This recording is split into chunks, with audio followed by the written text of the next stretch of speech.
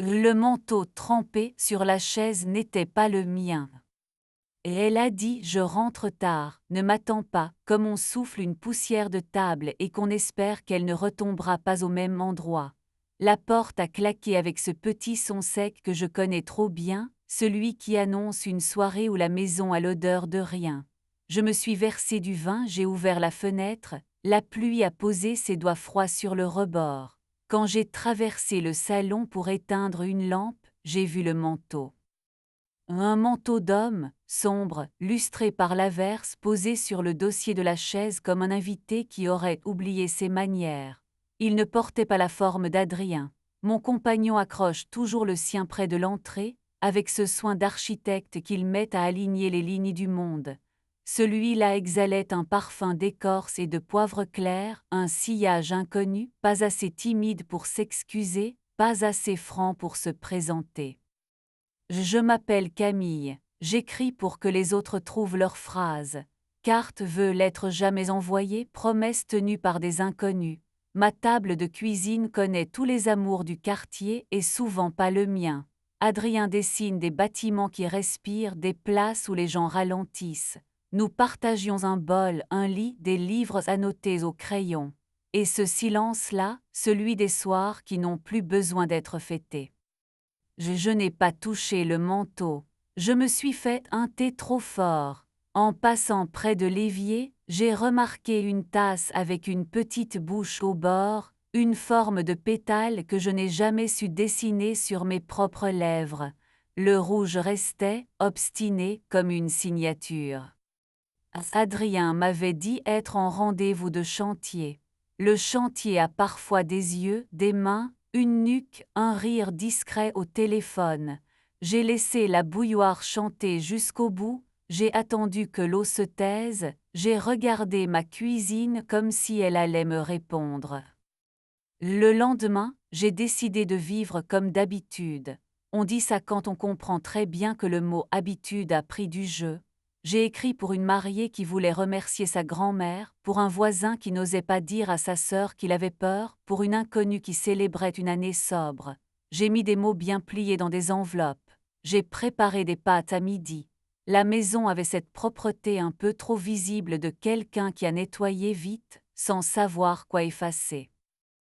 Adrien est rentré plus tôt que prévu. Il m'a embrassé sur la tempe, la bouche déjà ailleurs. J'ai respiré lui sur lui, cherchant la trace de l'autre parfum. C'était là très léger, comme un mot qu'on n'entend que si on veut. Il a parlé de béton, de réunion de pluie. Je l'ai écouté en mettant la table, avec cette politesse que prennent les femmes quand elles savent déjà. Le surlendemain, j'ai suivi la piste. Pas comme on suit quelqu'un, non, comme on suit sa propre inquiétude. J'ai choisi un manteau qui ne fait aucun bruit, j'ai noué mes cheveux, j'ai emporté un carnet. L'hôtel n'était pas loin, un de ces lieux qui sentent le lys et le bois ciré, où la lumière parle plus bas que les conversations. J'ai pris place au bar face au miroir, j'ai commandé de l'eau, j'ai attendu assez pour renoncer, assez peu pour tenir, et je l'ai vu. Adrien est entré avec une femme qui glissait plus qu'elle ne marchait. Ses cheveux accrochaient la lampe comme des algues la rivière. Elle a posé sa main sur son avant-bras, un geste qui m'a semblé appris par cœur. Il a dit quelque chose qui la faisait sourire avec les yeux. Le barman a retourné un shake, et j'ai entendu le son du métal comme un rideau. Ils ne m'ont pas vu. Ils ont pris un ascenseur et l'ascenseur les a avalés. Je suis resté un long moment à regarder mon verre, comme si l'eau allait se troubler d'elle-même. Quand je suis sorti, la pluie s'était calmée, ou bien c'était moi. Je n'ai pas voulu calibrer une colère. Je connais trop d'histoires où crier détruit d'abord celle qui crie.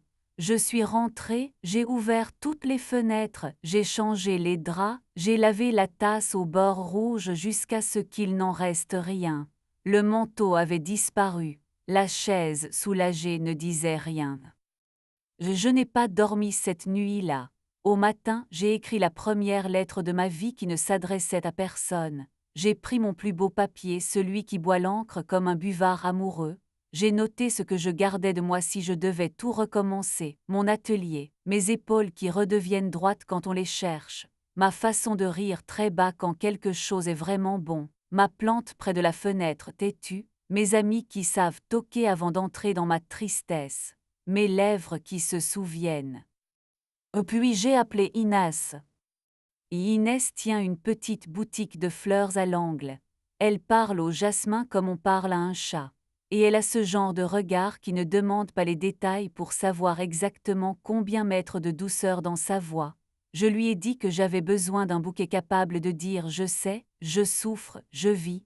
Elle a composé une brassée de feuillages et de tiges fines, pas une fleur trop bavarde, juste ce qu'il faut de parfum pour que la maison se rappelle qu'elle a un cœur. Tu vas faire quoi a-t-elle demandé. Oh, je vais me taire, ai-je dit, mais pas me cacher. J'ai posé le bouquet sur la table. Quand Adrien est rentré, il a regardé la maison, puis moi, puis ses mains. C'est beau, a-t-il soufflé. Ça tient, ai-je répondu. Nous avons dîné, en parlant d'autre chose. Ses yeux revenaient vers le bouquet comme vers une forêt où il avait peur de s'égarer. Il abuse un peu trop. Il est allé se coucher Pluton. J'ai rangé d'entraînant. Le lendemain, j'ai reçu un message qui n'était pas pour moi. Une photo floue d'une chambre aux rideaux lourds, un coin de chaise avec un foulard accroché, une phrase simple « Je pense encore à ta main » et l'initiale en bas ne m'a rien dit. Je n'ai pas eu besoin de la connaître. J'ai éteint mon téléphone. J'ai pris une douche froide. J'ai posé du rouge sur ma bouche. Je suis sortie. Je ne suis pas allée à l'hôtel. Je suis allée au studio d'une amie photographe. Noéline a le talent de rendre visible l'air autour des gens. Elle m'a accueilli d'un regard sans question. Elle a installé une chaise près d'une fenêtre, a tiré un rideau, a posé une chemise blanche sur mes épaules. « Tu veux garder quoi de toi aujourd'hui » a-t-elle demandé. « Mes clés, ai-je dit. » Ça l'a fait sourire. Elle a pris ses photos en silence. Parfois elle s'approchait, posait 2 doigts à la naissance de ma nuque, juste pour que je me souvienne de mon axe. Je me suis sentie belle d'une beauté qui ne demande pas d'autorisation. À la fin, elle m'a montré l'écran. J'ai découvert une femme qui me ressemblait. Les yeux ouverts, la bouche prête à dire quelque chose de vrai. Je suis rentrée, au début de la nuit. Adrien m'attendait dans le salon, debout, mains dans les poches. Il a murmuré mon prénom comme s'il le retrouvait dans un tiroir oublié. « On peut parler » a-t-il demandé. « On peut respirer d'abord » ai-je répondu. Et il a hoché la tête, il s'est assis, j'ai posé l'eau à côté du vin, j'ai lancé la musique très bas, quelque chose qui n'appartient à personne. Puis j'ai dit calmement. Il y a un manteau qui n'était pas le tien sur notre chaise. Il y a une tasse avec des lèvres qui ne sont pas les miennes dans notre évier. Il y a un parfum qui n'est pas le nôtre dans le couloir de notre maison. Et il y a une chambre, là-bas, qui croit te connaître mieux que moi. Et il a fermé les yeux, j'ai attendu. Quand il a parlé, sa voix avait changé de place. Je pourrais mentir, a-t-il dit. Je pourrais chercher des raisons, des accidents, des mots qui glissent. Mais tu t'écris pour vivre et moi je dessine pour tenir. Alors je vais faire simple, j'ai été ailleurs, pas parce que tu ne suffisais pas, parce que je suis lâche, parce que j'ai aimé me voir dans d'autres yeux, parce que le monde me fait peur quand il est trop bien rangé. Je n'ai pas demandé son prénom. Je n'ai pas demandé la durée, les horaires, les draps. Je n'ai pas interrogé la couleur des rideaux. Il y a des détails qui appartiennent à la poussière et qui ne doivent pas retrouver la lumière. « Je vais partir » a-t-il dit. « Et tu vas réfléchir » ai-je répondu. « Chez ta sœur, chez un ami, dans une chambre neutre, tu vas réfléchir loin de mon oreiller. Et tu vas me dire non pas ce que tu comptes réparer, ce que tu veux vraiment garder, je ne suis pas une pièce de rechange. Il s'est levé, il a voulu m'approcher. J'ai reculé d'un pas, pas pour le punir, pour respirer. Il a pris un sac au hasard, mis dedans une chemise, un carnet, un livre qu'il ne finira jamais. À la porte, il s'est retourné. Tu es plus forte que moi, a-t-il soufflé. Je suis plus fatigué que toi, ai-je dit. La maison a eu un son différent en se refermant. J'ai remué le bouquet d'Inès pour chasser l'eau morte. J'ai dormi au milieu du lit, les bras en croix comme une île. Les jours suivants ont pris la couleur des choses qu'on sauve. J'ai trié les placards, pas pour effacer, pour choisir. J'ai invité 2 amis. On a mangé des œufs brouillés debout, on a ri d'idiotie, on a laissé la musique parler à notre place. J'ai accepté une commande qui me tenait à cœur, des lettres d'adieu pour une femme qui quittait un amour violent. J'ai rédigé chaque phrase comme un morceau de corde tendu au-dessus d'une rivière. Dans l'enveloppe que je lui ai remise, j'ai glissé une petite carte pour moi. Rappelle-toi la manière dont ton corps se... Noéline a envoyé ses photos.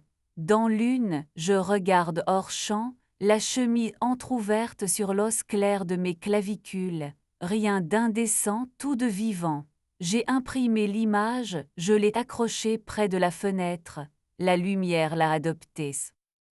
Adrien a écrit, peu de mots, des excuses sans théâtre, une proposition de nous voir dans un café. J'ai accepté. Nous nous sommes retrouvés au comptoir d'un bistrot où le zinc garde les coudes des habitués. Il a gardé les mains ouvertes, paumes vers le haut, comme au premier rendez-vous.